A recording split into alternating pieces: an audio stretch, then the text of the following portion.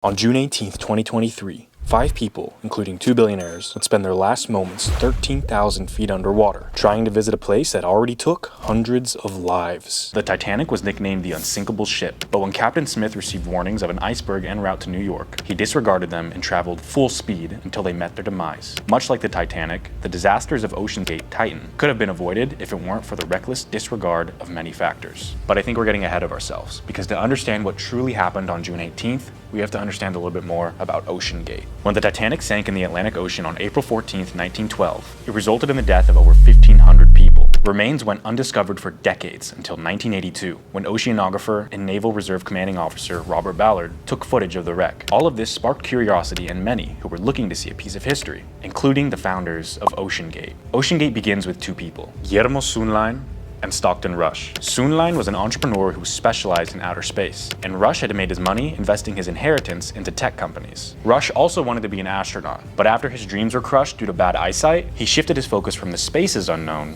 to the Earth's unknown, the ocean. So him and Guillermo partnered up, and OceanGate was founded in 2009. Since their beginning, OceanGate had been building submarines for tourism purposes. Their first project was Cyclops 1, which was first launched in 2015. It was used to look at the wreck of the SS Andrea Doria. Then, they set their sights on a new target, the Titanic. OceanGate began developing their submarine called Titan in 2013. It was built with carbon fiber and titanium, and was able to withstand a pressure of 6,600 psi, with a maximum depth of 13,000 feet. The first trip down to the Titanic was scheduled in 2018, with a maximum capacity of 5 people, priced at around $100,000 per seat. Since then, OceanGate has made over 20 successful dives, with the most recent one happening on June 18th, 2023, costing a whopping $250,000 per seat. The June 18th expedition contained 5 passengers: Hamish Harding, chairman of Action Aviation; Paul-Henri Nagelet, known as the expert of the Titanic; Shahzada Dawood, vice chairman of Dawood Hercules; his son Sulman Dawood, 19-year-old student at Strathclyde University;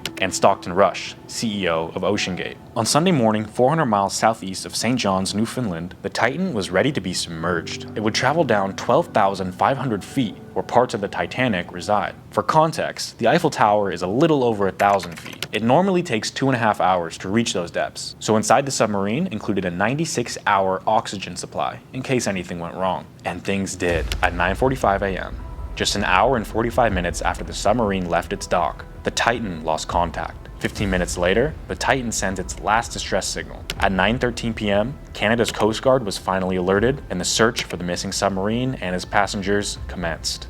As the missing submarine went viral on social media, it was later revealed that the whole situation was littered with problems. First off, the hatch was closed and bolted from the outside. Also, the submarine was controlled by a Logitech game controller purchased off of Amazon. Communication is heavily restricted in the ocean. Water blocks the propagation of electromagnetic waves, meaning no radar and no GPS. The depth of the Titan also made it nearly impossible for rescue, as only a handful of submarines in the world were able to go that deep, and one of them was currently missing. And amidst the situation, it was revealed that ex-employee of OceanGate, David Lockridge, was fired for raising concerns over the submarine before it was let into the water. Lockridge was tasked to do quality control by Stockton Rush, and brought up concerns about the use of carbon fiber instead of metal on the hull. You see, Rush knew and even admitted that deep-sea submersibles shouldn't be made with carbon fiber and titanium, but he still built a submarine out of those materials anyway. Even James Cameron, director of the movie Titanic, weighed in on the situation, accusing OceanGate of cutting corners, saying that the company didn't get the Titan certified because they knew it wouldn't have passed inspection. And by the time he heard about the submarine's struggles, Cameron knew it was only a matter of time. Found out some information within about a half hour that they had lost comms and they had lost tracking simultaneously.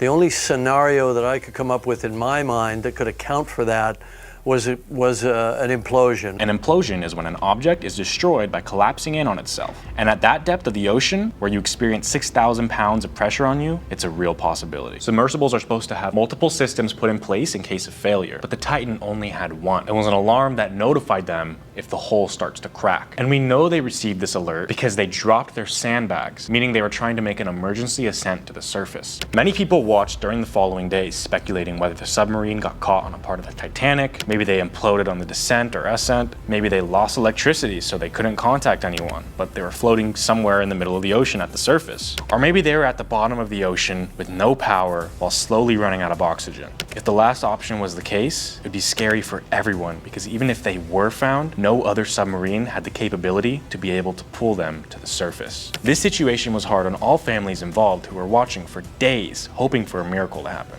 Ozma Dawood, older sister of Shahzada Dawood and aunt of Sulman Dawood, revealed that Sulman informed her that he wasn't very up for the trip and felt terrified about going into deep waters. He ended up going to please his dad. All these theories popped up about what could have happened to the submarine, but one outcome seems more likely than others.